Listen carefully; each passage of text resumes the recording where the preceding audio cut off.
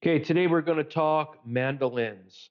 Um, you can talk to any professional cook. I'm sure a lot of home cooks too. A lot of stories of like mangled fingers in these things.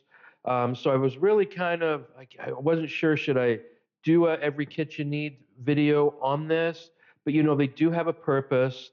They are great for what they do. And let's face it, most of the issues that we have with these in restaurants is cooks don't like to use guards or we move too fast and bad things happen. So for when you're cooking at home, you're not doing a lot of volume of stuff.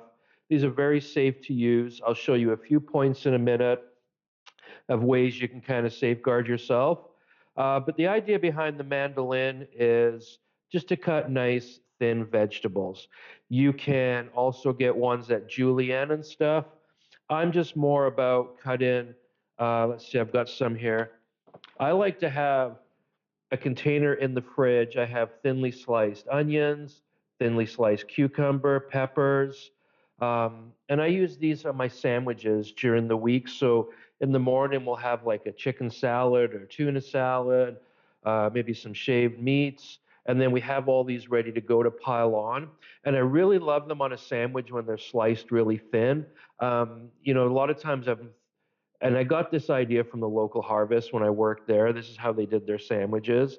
And I never liked peppers on my sandwiches. Sometimes onions would give me heartburn, but they sliced them so thin. It was just the flavor, and it never bothered me. So this is what I do now.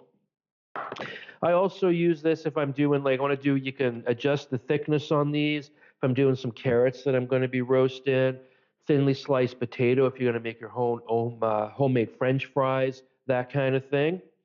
So, just a few tips with this. This particular one I bought. Um, this is the brand up here. I got it off Amazon. Why did I buy this brand? Because, first of all, it's cheap and inexpensive. You don't need to spend hundreds of dollars on a mandolin. We used this particular model at the local harvest. It got used every day. It got thrown in industrial dishwashers. It got thrown in a bus bin with all the other utensils, and it just kept working like superbly. So it was a really good brand and something that I thought, well, I'm going to spend 40 bucks. This is the one I'm getting. Now, it comes with a guard. They also come with gloves that you can put on that are supposedly you're not going to cut yourself on them. I've never tried the gloves. They never fit on me when I get them. But they have this guard that comes with it. It even tells you it's got arrows, where it goes, and how it goes on here.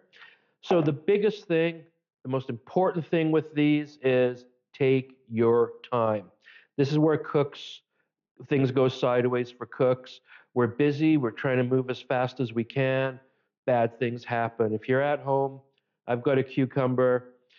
A long cucumber like this, you can cut it shorter and put it in here, or you can do this just nice and easy, just like so. And you get these beautiful shaved cucumber.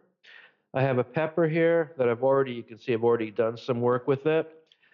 It has little prongs in here to hold things in place. So make sure you line up your arrow, you put it on here, hold it in place, nice and slow. You can go a little bit faster, but you don't have to go chef speed or like suicidal cook speed, just nice and easy and beautiful peppers. One of the times you get most of the cuts happen when not using the guard. The other time is when you're washing it. This is super sharp, this blade. This tends to move around. If I've just done a few things like this, I just spray this with hot water and then kind of let it air dry. If I put it in my dishwasher, I put it somewhere where I'm not just going to shove my hands in. Like you would never want to put this in like some soapy water in a sink where you can't see it and you put your hands in. So we'll put it maybe on the top shelf of the dishwasher where I see it when I open it up.